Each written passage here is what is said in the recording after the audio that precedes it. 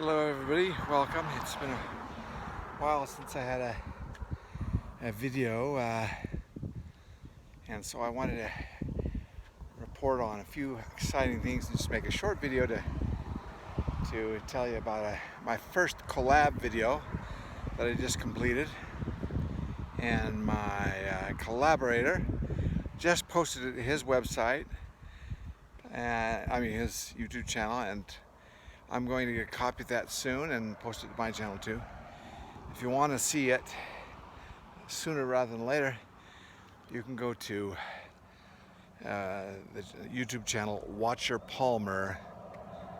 It's two words, capital Watcher, as in watching for the second coming of Christ, and Palmer, his last name, Watcher Palmer. And we did a lot of reminiscing of our life growing up in the 70s, and we grew up together in the same church and have some interesting discussions. I think you'll enjoy those. And then in a minute I'll get to this t-shirt, but I was talking to my daughter and she says, you know, she loves everything 70s, and she said, do you ever do videos talking about music? And I said, you know, I used to play a lot of guitar before my stroke, and I could do that. I might get back to that if I can, but I don't do necessarily a lot of talking about it. And she says, well, you ought to talk about music from the 70s. And I thought, maybe that's a good idea. And that brings me to this t-shirt, which I just happen to have. I think my daughter got it for me. Pink Floyd, Dark Side of the Moon. As it turns out, or not, it's not coincidence, she knew that I like Pink Floyd, but my tastes vary. You know, I love everything from disco to fusion rock to Beatles to all that kind of stuff. AM to FM radio, AM radio to FM radio, top 40 to the longer format stuff you could only get on FM radio. And I'll just quickly talk about this, but I think Dark Side of the Moon was, oh, by the way, I'm up on the Bountiful Boulevard again. Can you see my scenery? Anyways, Dark Side of the Moon was, it was not the first album I had. I think my first album ever that was purchased by my parents for an Easter gift. And we typically didn't get Easter gifts, but for some reason I think my parents knew that I really wanted this record. And it was my first, that I recall, record that I owned was Abbey Road by the Beatles. And I have one of those t-shirts too. I'll wear that someday. But soon thereafter, not soon. A few years later probably. But still, I had maybe, my first 5 albums maybe. I got, I think I purchased this myself. Pink Floyd's Dark Side of the Moon. And it was just like, it's mind-blowing to me. It was so interesting to me. My wife, who's from Japan and probably knows music and American hits better than I do, she liked all the, everything from Barry Manilow to, Kenny Loggins, all that kind of popular music, the good melodies and great tunes and ballads and things like that. But she doesn't quite understand this fusion stuff. Yes, or even my jazz stuff of Pat Metheny, which I started to get interested in when I was probably a senior in high school. And this Pink Floyd and Yes, Close to the Edge and those kind of albums, she would probably classify most of that as noise. But it was, oh man, it's just like music I'd never heard before, and you wouldn't hear on the radio, at least on AM radio at that time. It was like mind blowing to me, and I have to give credit, if that's the word for it, credit to being exposed to that kind of music by my friends who had older brothers I had older brothers too, but they were a little bit older and more, Kingston Trio and Peter, Paul and Mary and Sonny and Cher, that kind of thing. Oh, then my next brother, and it was kind of got way beyond my taste with Inagata Vida. It was the something butterfly, something butterfly music. I mean, that kind of, Jimi Hendrix, and I never really took to that kind of music too much, but I was exposed to that kind of stuff. Then as we came down, I was the tail end of 6 siblings, and then my youngest sibling above me was 6 years older, and then 7 years older, and those were 2 sisters.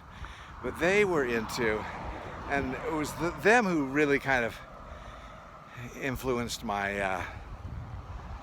most influenced probably well, I guess everybody had an influence on it, but musical taste, King and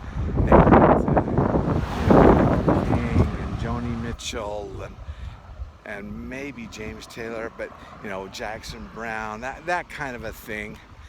And that's really what got me heavily involved in wanting to learn the guitar. Oh, also my I was looking at the reflection, thinking that was my camera.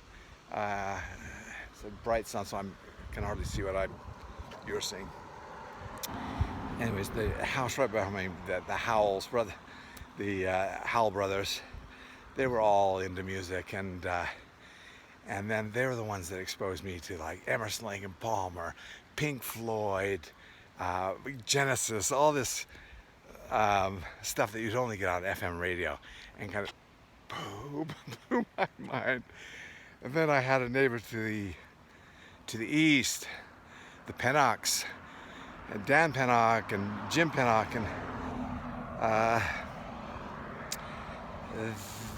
we shared, we all kind of shared taste, but they were more, let's see, they were into the Who, Steppenwolf, the Beatles. They were more into that kind of stuff, and I absorbed it all in. Joe Walsh, all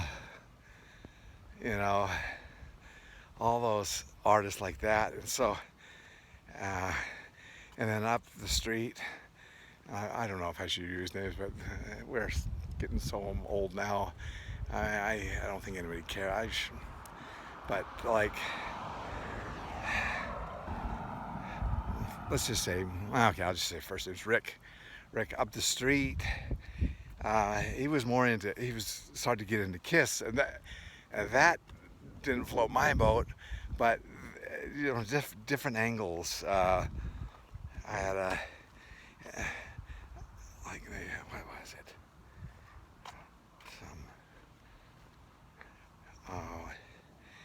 And then Barry up the street wasn't too close to a friend, but we played a little league together and everything. He had an older brother and had some records. We went up there listening one day, and he exposed me to like George Benson's on Broadway, and it was like my mind was blown. Yet again, it was like the endless possibilities with music is just so exciting, I think. And let's see if I can remember who else had an influence on me. Let's see, the Howell brothers behind me. And so yeah, it was the Jethro Tull. Oh, that was probably from both the Pennocks and the Howells. But it's like Jethro Tull, it was like, oh my heavens, I heard Jethro Tull play acoustic music, and there's acoustic guitar. That sound just, oh my heavens, just captivated me. And it was kind of, and I think it was Nolan that was just, it was getting into guitar and going down to Daddy-O's music shop down the street. What was the name? Oh, something music, down in this strip mall, right, down from our house. And he was taking guitar lessons from Gary Winters. He was probably like my older sister's age, and they were into all that music, and it just kind of opened my mind, and it kind of blew my mind. And it was Nolan that, well, I think my first of all is this: my older brother Phil had a couple of guitars, a Gibson 12-string and a nylon guitar in the house, and he would play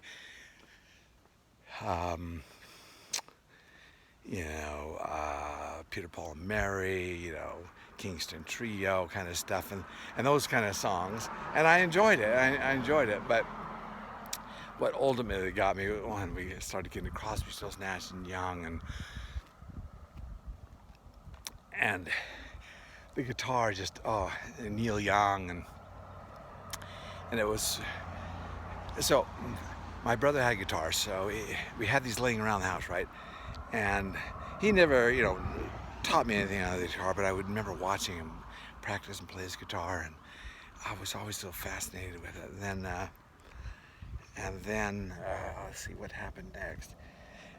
By this time, Nolan from behind us got a nice Martin guitar, a D28. It was so beautiful, and the sound was so good, and he was so good, and what's meticulous with his guitar playing, accurate. I just, I was all sloppy and everything like this, and I still am, but that sound of the acoustic guitar just captured my fascination. And by the way, this is probably as close as you'll get to see my wife. We went walking together. She didn't want to be part of the video, so I said, go on ahead and turn around, come back. So anyways, all these musical influences on me, just musically, the 70s was such a great time, there's just so much creativity. And how long is the video getting? 12 minutes now. But anyways, so this is officially announcing a beginning of a new playlist for me, or what is that what they call them, playlists? New category of my videos where I will do 70s music, walk and talk, or something along those lines. But this is the very first one, and I thank my daughter for giving me the idea. I could talk all day about this. I love this stuff. So, and I hope those who I've mentioned by name don't take offense to that. I hope they watch these. And that will do it. I'll sign off for that's video 1. Thank you for listening. Bye-bye.